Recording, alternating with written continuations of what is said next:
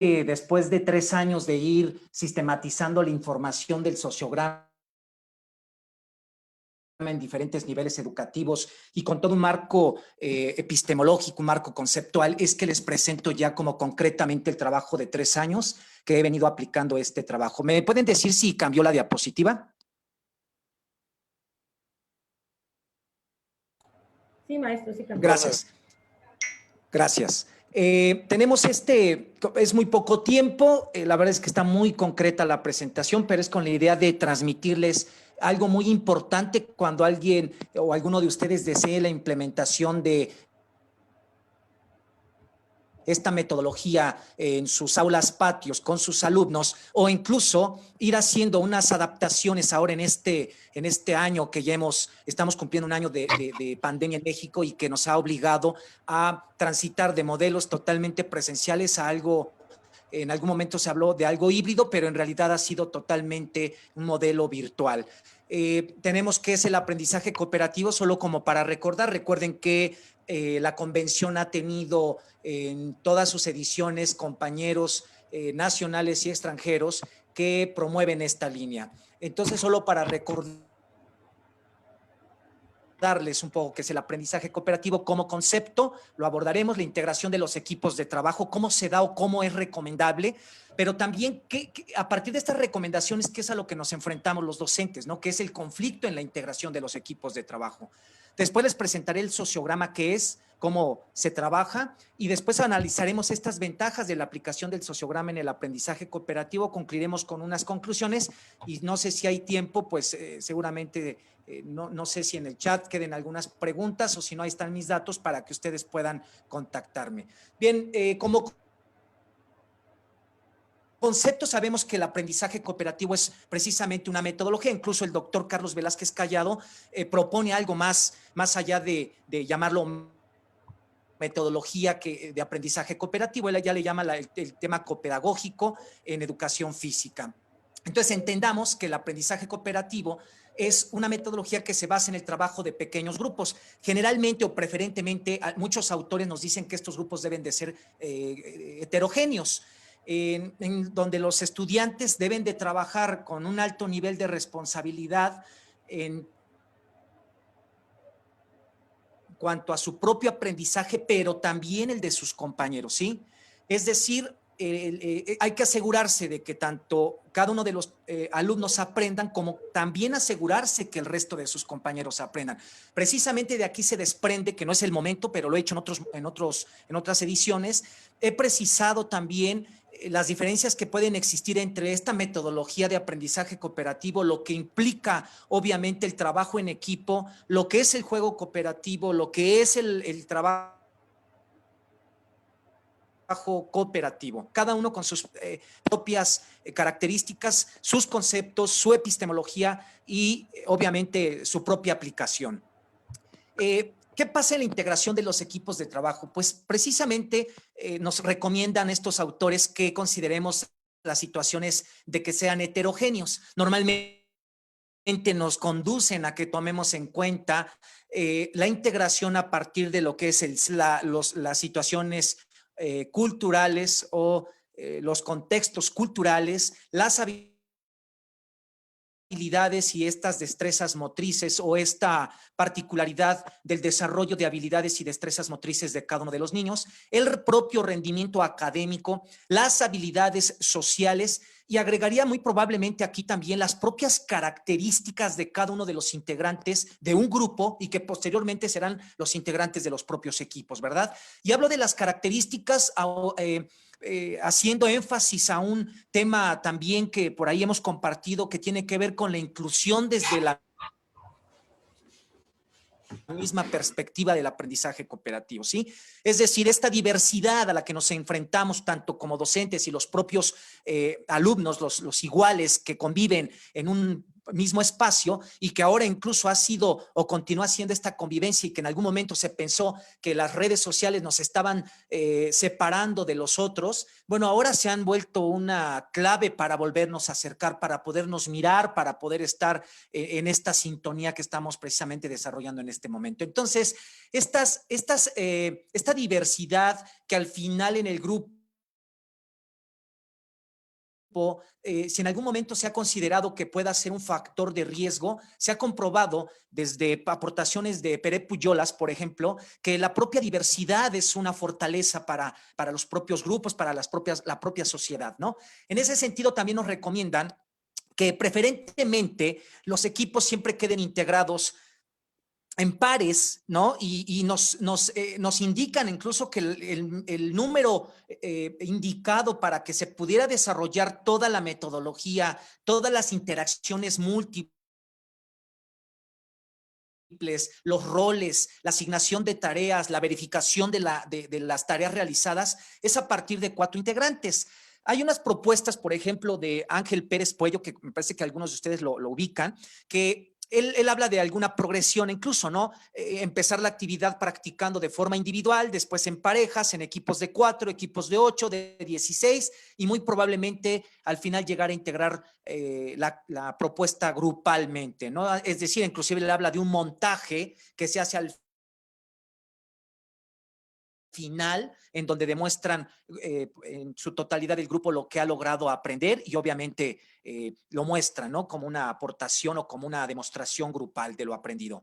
Sin embargo, apostando también a que existen factores y sobre todo un marco, yo le llamo axiológico de valores y aspectos éticos que no solo se aplican en la propia aula, en el colegio, en la escuela, sino que estos se deben de practicar incluso, y lo digo así, se practican y se gestionan desde la propia casa, ¿no? Desde casa. Entonces, sí, bueno, nos interesa que los chicos se ayuden mutuamente, que exista una interacción cara a cara, que exista una equidad, que exista una democracia, que exista una igualdad de condiciones en las prácticas, que exista la propia cooperación. Bueno, pues muchas ocasiones partiendo de que hacen estas recomendaciones, nos enfrentamos cuando empezamos a transitar de modelos individuales o competitivos a un modelo con características prosociales, con características mucho más proactivas, como lo es esta metodología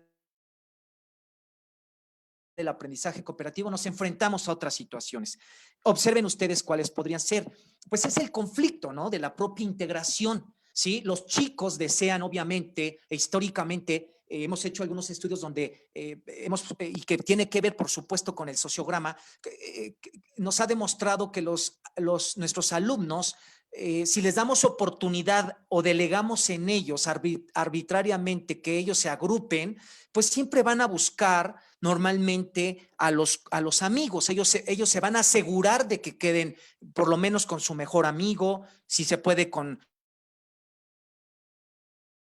los que él normalmente convive, juega y pasa la gran parte del día de la escuela con ellos. Bueno, pues lo intentará, ¿verdad? Por eso es que normalmente se delega o se sugiere que la integración de los equipos sea a cargo del profesor, conociendo las características de cada uno de ellos y esta diversidad le permita realmente la heterogeneidad que nombran los autores, realmente integrar los equipos de esta manera. Pero les digo que más allá de esto, nos enfrentamos a un conflicto con el tema de amigos, con el tema de las propias tareas, ¿no? Si acostumbrados normalmente a un trabajo y que, bueno, parto del hecho y reconozco que hoy hay otros modelos, como el modelo comprensivo, ¿no? De la enseñanza de la iniciación deportiva, modelos alternos que nos permiten no solo ir hacia lo que es la individualización o la competición. Lo cierto es que sigo insistiendo que hay una gran práctica y esta me parece que a veces es abundante, centrada en la individualidad y la competición, de tal manera que cuando intentamos integrar equipos de forma heterogénea, pues obviamente se presenta un conflicto en donde los alumnos no quieren trabajar con otros, a menos que no sean sus amigos o a menos que les garanticemos que la tarea a desarrollar en la integración de los equipos les ha correspondido los más hábiles o los que presentan mayor destreza motriz, ¿no? Las propias características, se habla tanto de inclusión en el discurso que en la práctica, al menos yo lo hablo en el contexto de la educación en México. Cuesta aún todavía trabajo, creo que estamos como en un proceso aún. No sé hasta dónde los expertos en lo que tiene que ser la educación diversa, esta educación inclusiva, nos pudieran como orientar si realmente o cómo son los niveles de avance. Parto del hecho que siguen existiendo escuelas donde concentran chicos que presentan una discapacidad, ¿no? Y que aunque, pese a que existen instituciones que son abiertas o son inclusivas, pues al interior de la misma escuela excluyen a estos chicos, ¿no? De tal manera que estas características y esta diversidad en muchas ocasiones, y hablando específicamente de aquellos alumnos que presentan una discapacidad, pues muchas veces son vulnerables y son los que menos se seleccionan para integrar los equipos de trabajo. La propia competición, ¿no? Que es como algo con lo que hemos crecido en toda la historia de la educación física en México y un modelo también totalmente individual, ¿no? Y obviamente que no enseñamos a los alumnos a cooperar, ¿no? Y que no los enseñamos incluso desde casa. Por eso es el fracaso de los trabajos en equipo. Cuando los alumnos están en la universidad, están en la prepa, muchos desean trabajar de forma individual porque las experiencias han sido malas, las experiencias han sido pues totalmente desagradables, que trabajan unos cuantos, que existe el efecto polizón, donde algunos se escudan en el trabajo de otros y que no permite obviamente generar experiencias positivas que posterior a ello le permita al alumno una disponibilidad muy amplia para poder trabajar en equipo. Y bueno, ¿qué tiene que ver con esta parte del conflicto que se presenta? Cuando yo intento en un equipo, en los equipos, integrar al alumno que lleva el mayor rendimiento académico, con aquel alumno que es poco sociable, con el alumno que presenta una discapacidad, ya sea auditiva, visual, etcétera, con el alumno más popular, pues seguro que el que tiene mayor rendimiento académico no deseará colaborar y cooperar con el resto de sus compañeros de equipo porque se ve en riesgo de que va a sacar una nota o obtendrá una nota mucho más bajo de lo que él estila, ¿no? Aquel chico que presenta alguna discapacidad, pues se sentirá, inclusive si le tocara con el de mayor rendimiento motor, el de que lleva una competencia motriz o que ha construido o ha edificado una competencia motriz, vamos, muy precisa, con un bagaje, con un historial motriz y con una serie de experiencias amplias, diversas, incluyentes, en donde ha experimentado trayectorias, formas, espacios, tiempos, y que le ha vuelto que lo ha convertido en un alumno con una destreza muy amplia en ciertos actividades motrices o en todo el campo de la motricidad, pues el que tiene una discapacidad o el que presenta un bajo rendimiento motor, un desarrollo motor con otras características, con menos experiencias, más lento, etcétera, pues por supuesto que no querrá estar con él, ¿no? Le representa una amenaza porque seguramente no está a su nivel. De tal manera que, bueno, ya decía yo que como primer punto ellos desean siempre trabajar con sus amigos. Ahorita en lo que vamos a observar más adelante nos vamos a dar cuenta y se los aseguro que normalmente queremos siempre estar por lo menos con uno de nuestros amigos para poder trabajar en equipo, o lo deseamos por lo menos. Los tipos de tareas, estamos acostumbrados a ganar, a terminar primero, ¿sí? Es decir, ellos aseguran, muchos aseguran ganar, ¿no? Están acostumbrados a ganar por sus habilidades y destrezas motrices, por su propia competencia motriz, y esto obviamente no permite que la aceptación de otros niños, de otros alumnos en el equipo. Ya hablaba yo de la propia inclusión, ven como riesgoso las características de otros de sus compañeros, no como una fortaleza. Y esta competencia constante que, si bien es cierto, a veces no se regula por parte del docente, pero tampoco, y mucho menos, por supuesto, se autorregula por parte del propio alumnado, partiendo del hecho de identificar cuándo probablemente se requiera competir,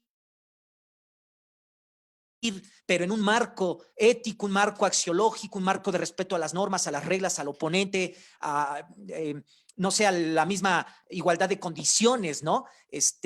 Acostumbrado siempre a esta competencia normalmente, no creo que sea siempre, pero normalmente, porque vamos, la estructura de la sesión así lo indica que es mucho más fácil. armar dos equipos y decirles armen sus equipos, a que el maestro fuera del horario de clase esté integrando los equipos de forma heterogénea. Y bueno, no saben cooperar, pero no saben cooperar porque no existen estas características de una interdependencia positiva. Es decir, en la propia pandemia en casa no les hemos enseñado esta responsabilidad individual del por qué quedarnos en casa y no salir, ¿no? Y por qué cuidarnos nosotros y cuidar a los demás. La autorreflexión de equipo, la interacción cara a cara y la interdependencia positiva. Ahora bien, ¿qué es el sociograma? El sociograma también se debe de, o es conocido como es un test sociométrico, ¿sí? Es una técnica de análisis muy precisa que te da datos que normalmente se usan para poner de manifiesto los vínculos sociales que existen entre los integrantes de un grupo, ¿sí? También de manera más simple podríamos comentar que al aplicar esta técnica se obtiene una radiografía, fíjense, esto es bien importante, de estas relaciones múltiples que existen en el grupo, ¿sí? Descubriendo obviamente lazos de influencia y preferencias que existen en el mismo grupo. Ya decía yo, y lo vamos a ver un poquito más adelante. El sociograma entonces es una técnica que se basa en una serie de preguntas. Estas preguntas no están preestablecidas, ¿eh? Creo que lo rico del sociograma es que el docente puede elaborar las preguntas a partir de lo que desee o de la información que desea obtener del grupo, ¿sí? Las respuestas permiten la elaboración de unos gráficos que de manera muy visual nos dan una información sobre las relaciones internas del propio grupo que tienen que ver con las relaciones interpersonales y que es una de las características, obviamente, del aprendizaje cooperativo y que lo he dicho muchas veces, no porque nos agrupemos en equipo está garantizado que todo va a funcionar y va a marchar de la forma correcta. Por el contrario, va a haber siempre el conflicto. Yo no quiero trabajar con el que presenta una discapacidad. Yo no quiero trabajar con el que siempre no puede patear el balón, donde le lanzas el balón y no lo puede atrapar, ¿no? Yo quiero garantizar siempre que me va a tocar con los mejores, con los más hábiles, ¿no? El uso del sociograma es en el escenario de la escuela, nos permite a los docentes saber si la información que tiene cada uno de los integrantes del grupo es realmente verdadera o es errónea, ¿no? Nos permite también conocer a aquellos alumnos, de ser el caso, que son rechazados o que presentan alguna dificultad de integración con el grupo. La presencia de alumnos líderes, quienes nos mueven al grupo, o los más populares, que esos nos pueden ayudar para la propia fusión del grupo, porque además el sociograma nos ayuda a esa fusión de grupo.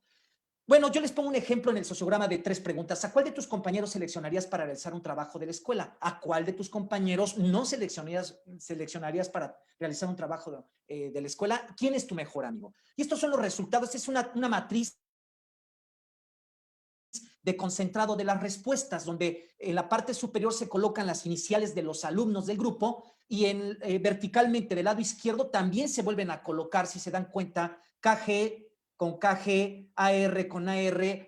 Después vemos que KG, ¿a quién seleccionó para poder trabajar? La primera pregunta es, ¿a cuál de tus compañeros seleccionarías para realizar un trabajo de la escuela? Entonces vamos haciendo esta matriz de concentrado y vemos, por ejemplo, por decirlo así, KG fue seleccionado 3 veces por A, B, MC y DG, tiene un total de 3. AR fue seleccionado por KG, que es nada más 1.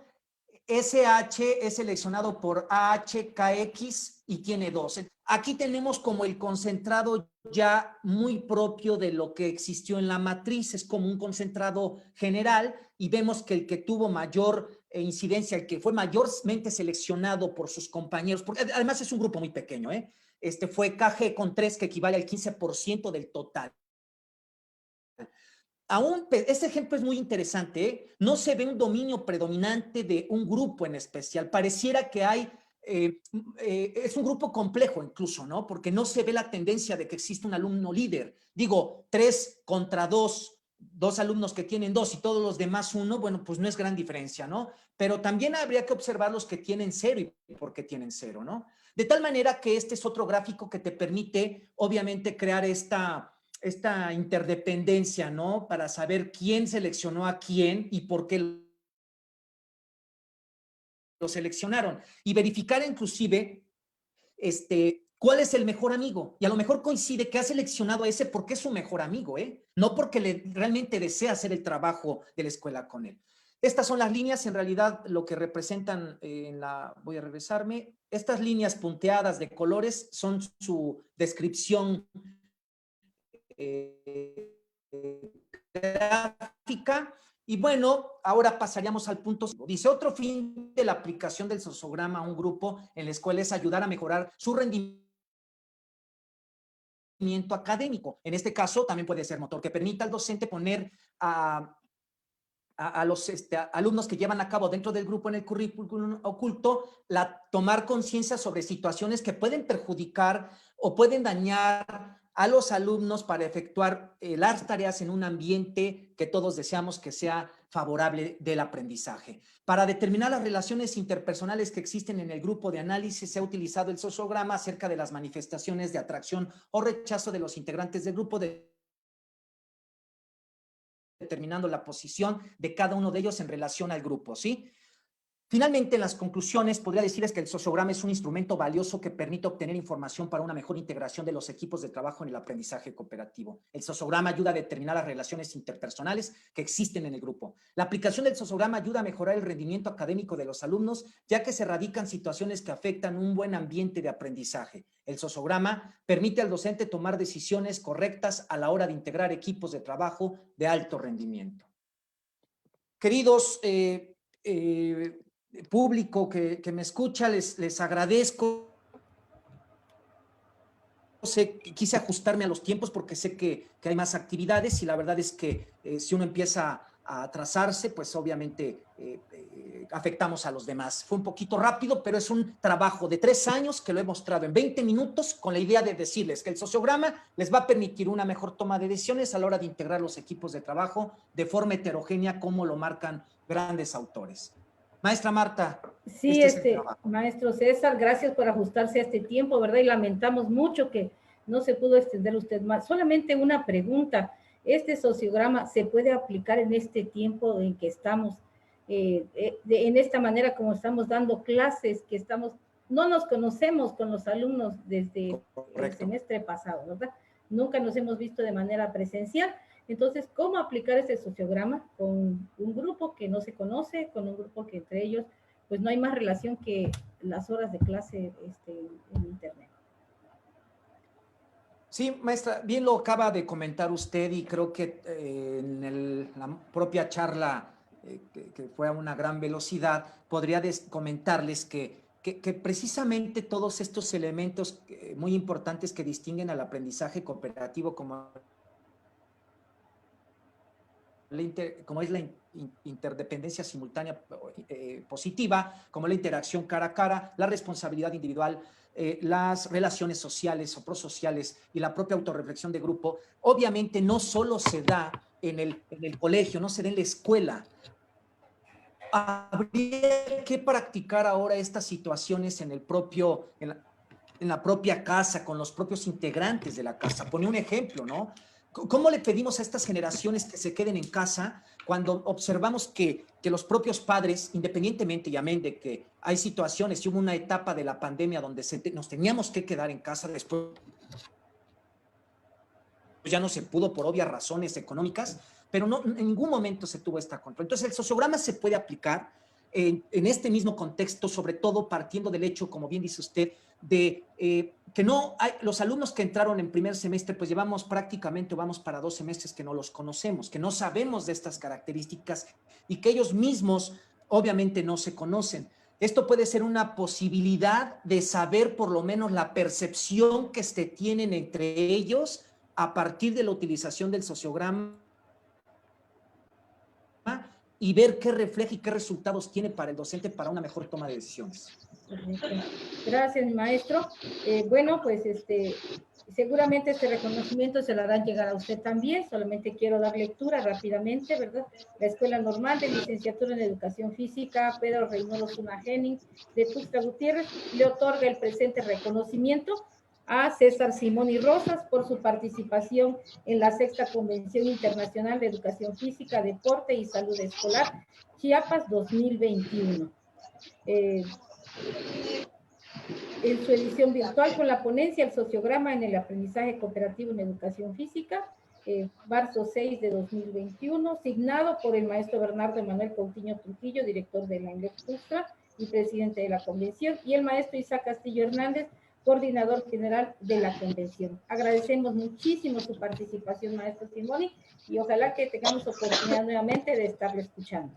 Muchas gracias, maestra Marta. Gracias, alumnos, estudiantes, público en general. Gracias. Gracias.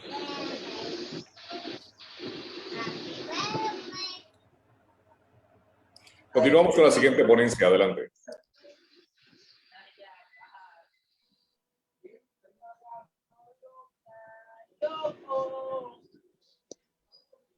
Bueno, pues buenas tardes. Es para mí un honor en esta tarde, siguiendo con las actividades de la convención, presentar al maestro Hermilo Ramiro Flores Valencia. Él es licenciado en Educación Física de la ESEP Ciudad de México, maestrante en Ciencias Aplicadas a la Actividad Física de la Universidad Veracruzana, de la Facultad de Educación Física. Tiene una especialidad en deporte para discapacitados de la Universidad de Leipzig, República Federal Alemana.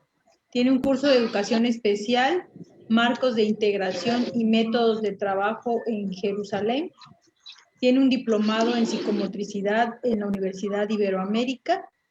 Tiene un diplomado en atención del adulto mayor y personas con discapacidad APAC.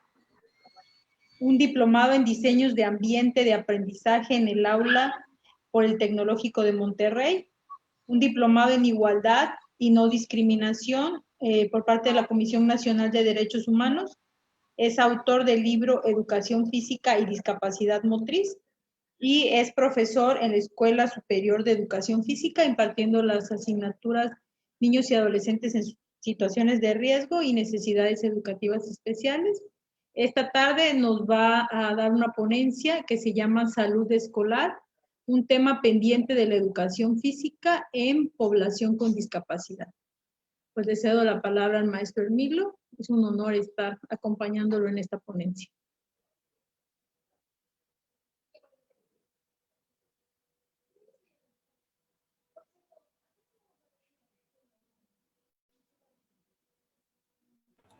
Abra su micrófono, maestro.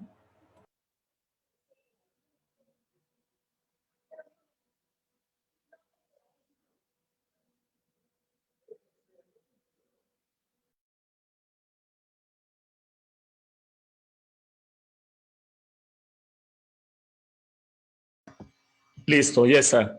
Buenas tardes. Gracias por esta invitación que me hacen. El día de hoy voy a hablar sobre un tema que es algo que en lo personal me llama la atención ya desde hace algún tiempo, que tiene que ver con atender a personas que viven con discapacidad. Cuando escuchamos hablar de personas con discapacidad, el asunto es pensar que todas las personas que viven con alguna discapacidad acceden a los servicios de educación básica. Y ahí el problema. Cuando hablamos de qué beneficios o qué aportaciones da la escuela a personas con discapacidad, el problema sale a la luz.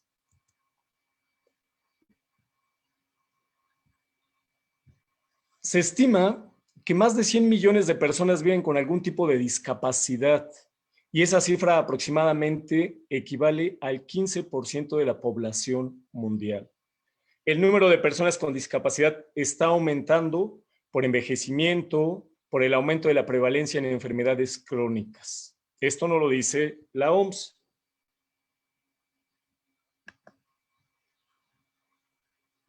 Pero ahora, la realidad es que pocos países prestan servicios adecuados y de calidad a las personas con discapacidad. Cuando yo escucho hablar de educación física y sus beneficios, siempre me cuestiono si realmente toda la población es beneficiada por estos servicios. De acuerdo al artículo 25 de la Convención sobre los Derechos de las Personas con Discapacidad, se reconoce el derecho a gozar, ojo, de salud, de educación, de un trabajo, de una vivienda sin discriminación. Pero, ¿Qué nos va arrojando todo esto? Que en México tenemos 7.7 millones de personas que viven con discapacidad. Ojo, eso nos dice la encuesta nacional sobre discapacidad de el INEGI. Estadísticas no gubernamentales hablan de un aproximado de 10 millones de personas, de 10 a 12 millones de personas que viven con discapacidad. Y nos dicen que de cada 100 personas, 51 son adultos mayores. Y la pregunta surge en el aire. ¿Los beneficios que aportamos desde la escuela llegan a todos los usuarios que viven con discapacidad? No. Cuando hablamos de salud escolar, nos hablan que son acciones, estrategias y políticas que buscan el desarrollo físico, mental, psicosocial de la población en edad escolar.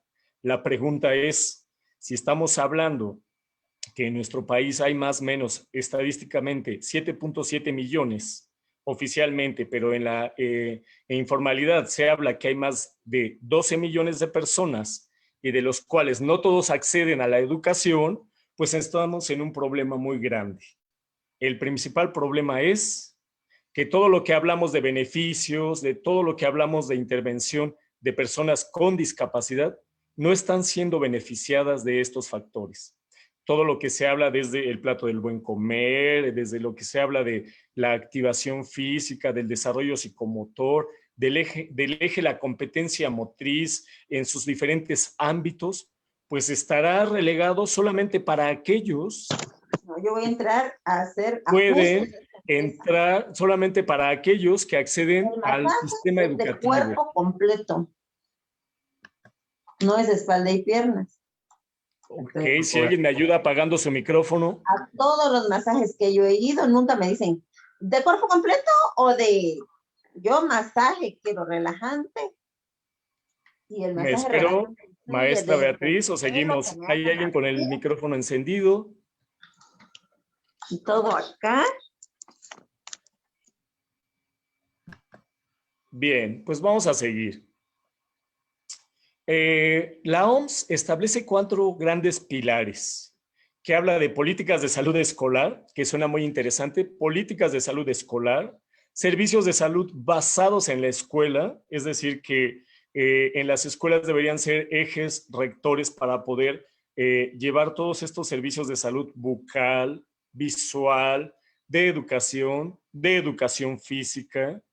Pero, ¿qué pasa cuando el tema de atender a poblaciones que viven con discapacidad en comunidades como Oaxaca, Guerrero, Chiapas, el Estado de México, el Estado de Morelos, que ha reconocido que no cuenta con maestros de educación física en atención a personas que viven con discapacidad, o el Estado de Morelos, vecino de la Ciudad de México, que tampoco cuenta con servicios de educación física en educación especial? Entonces, todo lo que se habla de la salud basada en la educación viene a quedar en el aire. Y las cifras siguen saliendo.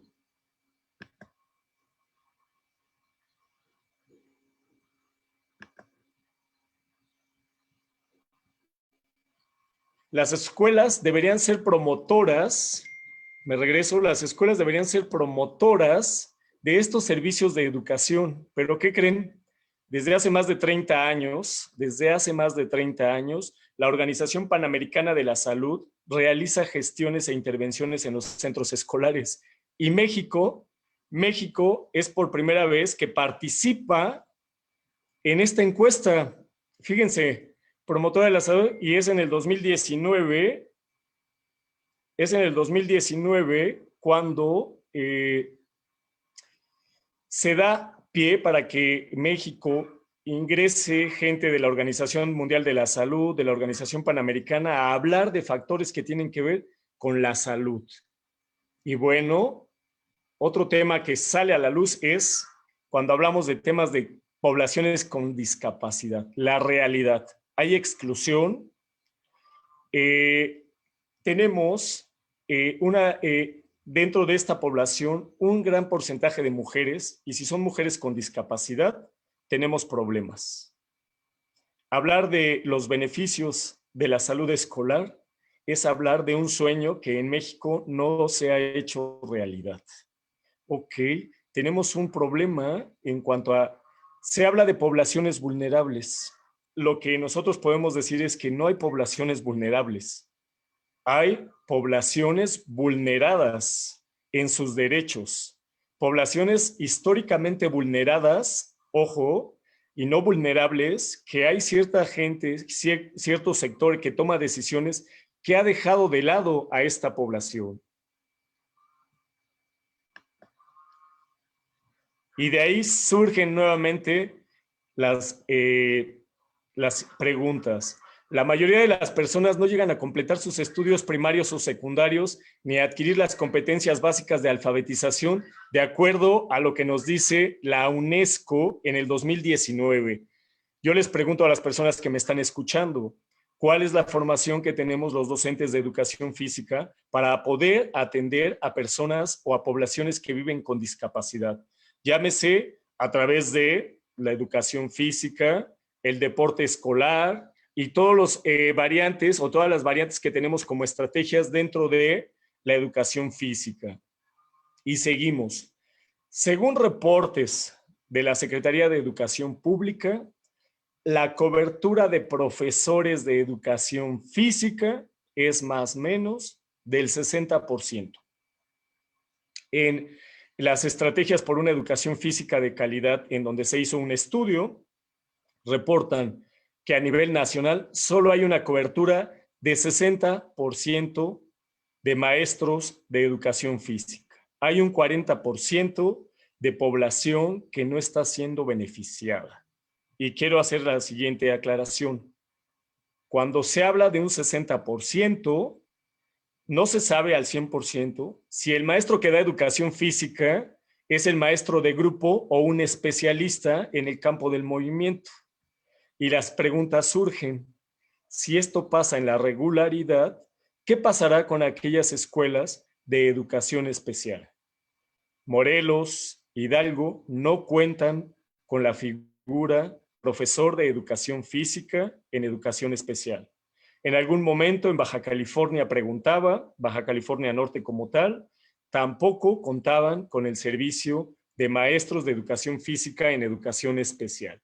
Pero ¿qué requerimos, compañeros, compañeras, para llevar este beneficio a la población?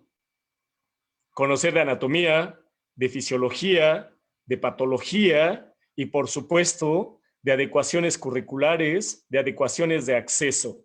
Yo no estoy hablando todavía de inclusión. Yo estoy hablando de atender a poblaciones que viven con algún tipo de discapacidad. Poblaciones que viven con algún tipo de discapacidad y que no están siendo atendidas. ¿Qué pasa en la comunidad o en la región donde te desenvuelves? El tema de salud escolar y sus beneficios nunca llegarán a poblaciones que viven con discapacidad en algunos estados. Y si llega en la capital, nunca llegará a ciertas regiones que tú y yo conocemos e identificamos. De ahí que cuando hablamos de todo lo que la educación física aporta, pues solamente será para algunos, un 60% de la población que asiste a escuelas y que cuenta con maestro, porque un 40% nunca tendrá esos beneficios. Y si de ese 60% le descuentas a la población que no es personal calificado y que llegó ahí por un puesto político o que llegó ahí porque alguien lo recomendó o le vendió una plaza y está ocupando un área que no está siendo capacitado o que no es capacitado para atender esta población, compañeros, el tema se agudiza y lo peor, se incrementa. Porque en lugar de ayudar, vamos a perjudicar. Atender a personas que viven con algún tipo de discapacidad requiere capacitación, requiere formación, requiere entender procesos pedagógicos, requiere conocer procesos didácticos y no solo eso, requiere práctica. La buena voluntad mata y esa buena voluntad en algunos estados no la han reconocido y tampoco les interesa a la población que vive con discapacidad. Todavía no hablo yo de inclusión, ni hablo de que el alumno regular participe con los niños que viven con alguna discapacidad visual, intelectual, motriz, auditiva, trastorno del espectro autista, entre otros. De ahí que la formación de maestros, a pesar de que es nacional y a pesar de que se juntan grupos de especialistas a proponer contenidos, hoy por hoy sigue teniendo sus carencias. Hablar de temas de discapacidad requiere que todas las escuelas formadoras de maestros envíen a sus practicantes, a sus estudiantes, a realizar prácticas en atención a personas que viven con discapacidad. Yo te pregunto, maestro, te pregunto, maestra, persona que me escuchas, ¿has tenido o te han enviado a un centro de educación especial? ¿Has tenido o has experimentado la práctica de un niño que vive con discapacidad en un grupo regular? La realidad y lo que nos reflejan las respuestas de muchos compañeros es que no. El tema de la intervención y de la práctica queda de lado porque no hay escuelas de educación especial, porque las escuelas que hay quedan retiradas de las escuelas normales y los maestros que participan en las prácticas de observación y práctica docente no tienen acceso a estas escuelas, o porque la única escuela que está queda en una comunidad alejada de donde están los maestros practicantes. De ahí que tenemos un dato y un tema pendiente en esta cobertura. Pero bueno, solamente quiero terminar casi diciendo que un ejemplo aquí fue que tiene que ver con temas de política. Las buenas voluntades son buenas, pero la experiencia nos dice que en el año 2000, en México, en la Ciudad de México, alguien afortunadamente determinó que un grupo de egresados de la Escuela Superior de Educación Física tenía que atender a todas las escuelas de educación especial de Ciudad de México. Entre 70 y 80 profesores recién egresados en el año 2000 se asignaron directamente a los centros de educación especial que tenemos en Ciudad de México. Cabe resaltar que hay más de 300 instituciones privadas que atienden a poblaciones con discapacidad y que requieren mano de obra calificada, estoy hablando laboralmente, para atender a población con discapacidad. De ahí que no solo se trata de buena voluntad, se trata de hacer valer el derecho de cualquier ciudadano mexicano que vive con discapacidad a tener acceso a los servicios de educación física en atención a poblaciones que viven con discapacidad. Es lamentable que las coberturas que se tienen en las escuelas formadoras no accedan los estudiantes, los practicantes, a la población que vive con discapacidad. En sexto semestre, en la Escuela Superior de Educación Física, todos los estudiantes son enviados a escuelas de educación especial de manera obligada. Es parte de su formación y la intención es que en un semestre aborden esta población. Tengo que decirlo, la Universidad de Puerto Rico en Bayamón tiene una licenciatura en Educación Física Adaptada, la cual dura 4 años. Repito, Puerto Rico tiene una licenciatura de 4 años en Educación Física Adaptada. En las escuelas normales en nuestro país se imparte la asignatura un semestre. En el plan de estudios 2018 de las licenciaturas se logró meter una materia que era optativa, que era Educación Física en Atención a Poblaciones con Discapacidad por 3 años, que es optativa, un curso de educación inclusiva, lo que nos indica que, ¿qué está pasando en los otros estados, compañeros? Si en algunos lugares o en las capitales solamente se atiende a esta población, ¿qué pasa en tu comunidad? ¿Qué pasa con las poblaciones que históricamente han sido relegadas y marginadas? Gracias por este tiempo. La verdad que creo que fue breve y concreto en esta participación. Maestra Beatriz. Pues muchas gracias, maestro. A ver si me permite Déjeme salir. compartir.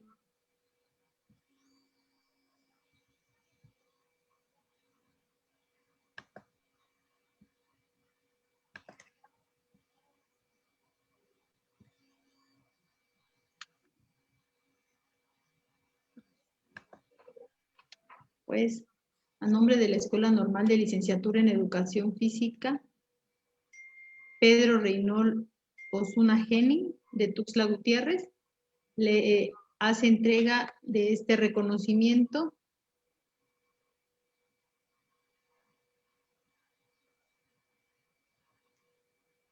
Muchas gracias, maestra. al maestro Hermilo Ramiro Flores Valencia por su participación en la 6ª Convención Internacional de Educación Física, Deporte y Salud Escolar Chiapas 2021 en su edición virtual con la ponencia Salud Escolar, un tema pendiente de la educación física en población con discapacidad, marzo 2021. Pues es un placer, maestro, haber estado compartiendo con usted. Ya había tenido el honor de estar en una presentación de usted y pues como siempre, un placer escucharlo.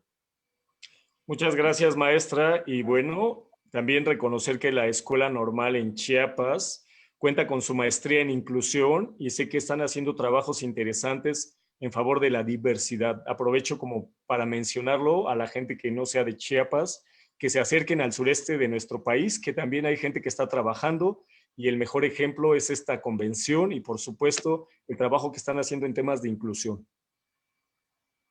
Muchas gracias. Gracias. Gracias, maestro Hermilo. Un abrazo. Gracias, profesor. Buenas tardes a todos. Buenas tardes.